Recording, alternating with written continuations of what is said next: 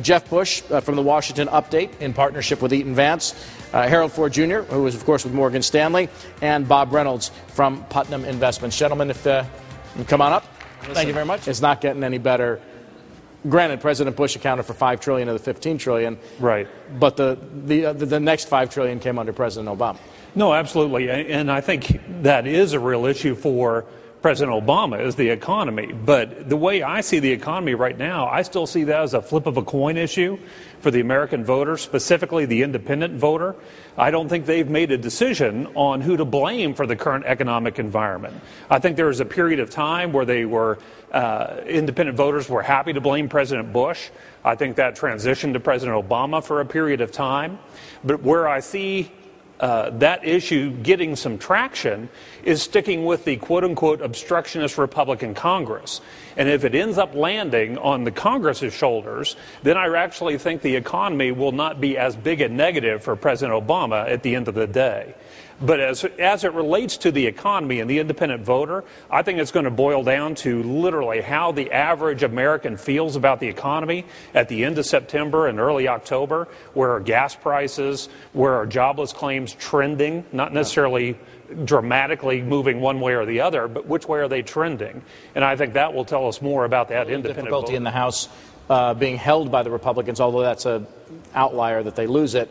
And they could pick up the Senate. If we saw single-party governance, I mean, first of all, do you think it's likely? And two, what do you think the implications are?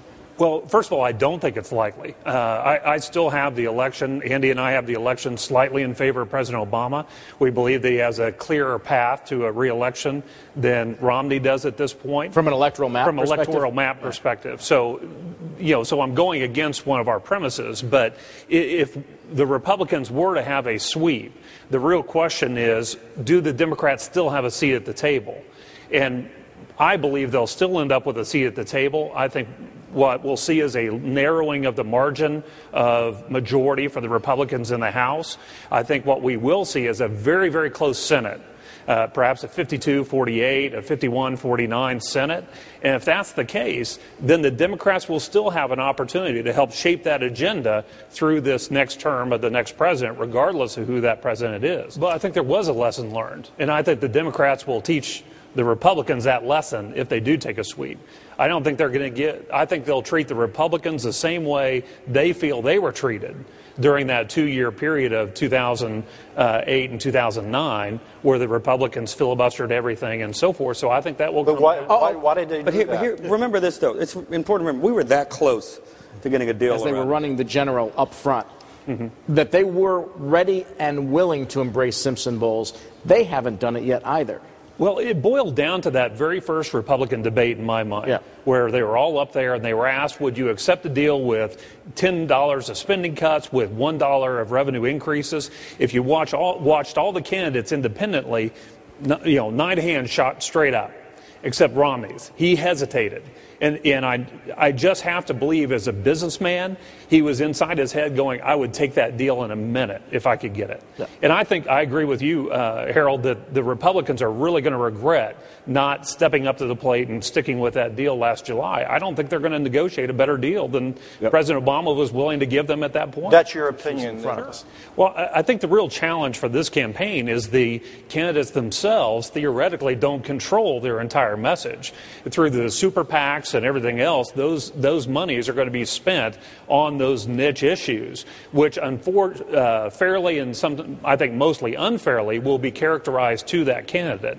So while I do believe President Obama, as well as candidate Romney, would like to run a big issue campaign, I think that noise from those side issues are going to drag them into a discussion whether they choose to or not. $4 trillion over 10 years that is on the shelf, and arguably is a very good plan.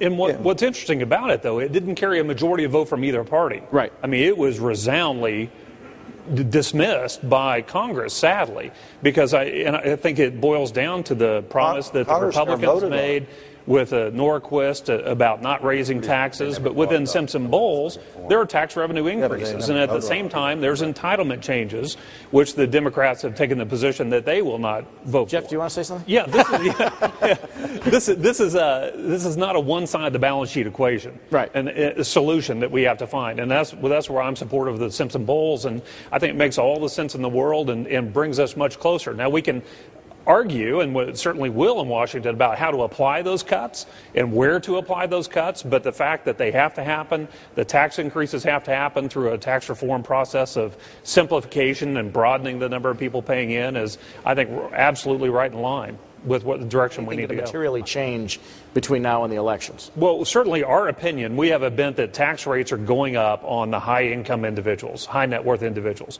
I don't see how we get away from that, no matter how we parse this whole program out. So if that's the case, yeah, I think you need to be looking at those clients again with those concentrated stock positions, take advantage of this 15% capital gains rates that we have. I think gifting right now with the rather generous $5 million state tax exemption, relatively low 35% of state tax bracket, I think that's a no-brainer. And the great thing about that one, if we're wrong and state taxes stay where, or limits stay where they are, the worst thing that happens is your clients get that money outside the taxable estate, and that's one more year of appreciation that's outside that taxable estate. And more importantly for you is that it's the first opportunity for you to engage in a business relationship with that next generation. And I think for continuity of assets and of your book of business, that's the real opportunity I see right now. Gentlemen, thank you. Jeff Bush, Bob Reynolds, Thank you. Harold Ford. Thank you. Thank you. Enjoyed it very much.